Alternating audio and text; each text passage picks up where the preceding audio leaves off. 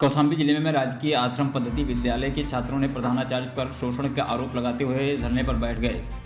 तकरीबन 100 से अधिक बच्चों ने विद्यालय के प्रिंसिपल टीचर को परिसर से बाहर निकाल खुद गेट के अंदर बंद कर धरने पर बैठ गए। छात्रों द्वारा धरना प्रदर्शन किए जाने की जानकारी मिलते ही एसडीएम पुलिस फोर्स के साथ मौके पर पहुंचे और छात्रों को समझाने का प्रयास किया।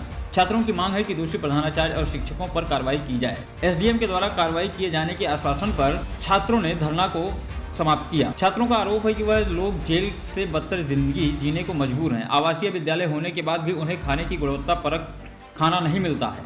साथ ही इन छात्रों ने आरोप लगाए हैं कि खाने में उपयोग किए जाने वाले आलू को पैरों से धुला जाता है और रहने के कमरों में बच्चों के बिस्तर बेहद खराब मिले हैं। कई बार शिकायतों के बावजूद भी कोई नहीं सुन रहा है। प्रधानाचार्य की व्यवस्था में सुधार करने के बजाय छात्रों को गाली गलौज करते हैं और फेल करने की धमकी दे रहे हैं।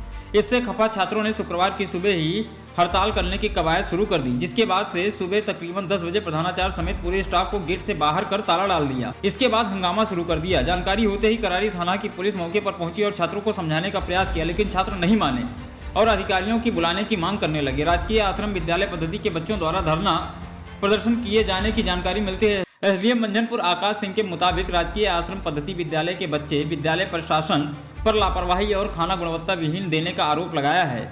यहाँ साफ सफाई भी ठीक नहीं है, रहने लायक कमरे में सफाई नहीं है। 2 दिन के अंदर सफाई करने के निर्देश दिए गए हैं। खाने की क्वालिटी भी गुणवत्ता विहीन है, जिसके लिए गुणवत्तापूर्ण खाना दिया जाने के निर्देश दिए गए हैं। नहीं कर देते हैं तो फिर इन्हें जितनी कठोर से कठोर कार्रवाई है हम लोग रिपोर्ट वैसे ही बना के भेज रहे हैं। दूसरा एक बहुत चीज़ इंपॉर्टेंट है, वो ये है कि देखिए यहाँ पर मेस का खाना का जो क्वालिटी है, दाल की स्थिति देखी तो दाल भी बहुत ही ख़राब था।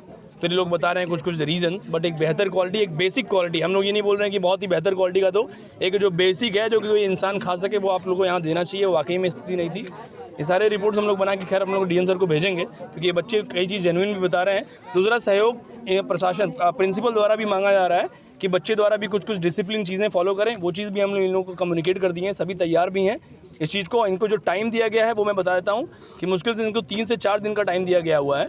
ये उतने दिन में अगर सफाई और खाने में सुधार नहीं करते हैं, दूसरी चीज़ एजुकेशन जो मोस्ट इंपॉर्टेंट जिसके लिए ये चल ही रहा है, तो वो आप लोग कोर्सेज हैं अगर कंप्लीट हुए हैं कि नहीं हुए उसकी हम लोग वाकई में जांच कर लेते हैं, उसकी पीरियड रिपोर्ट भेज देंगे।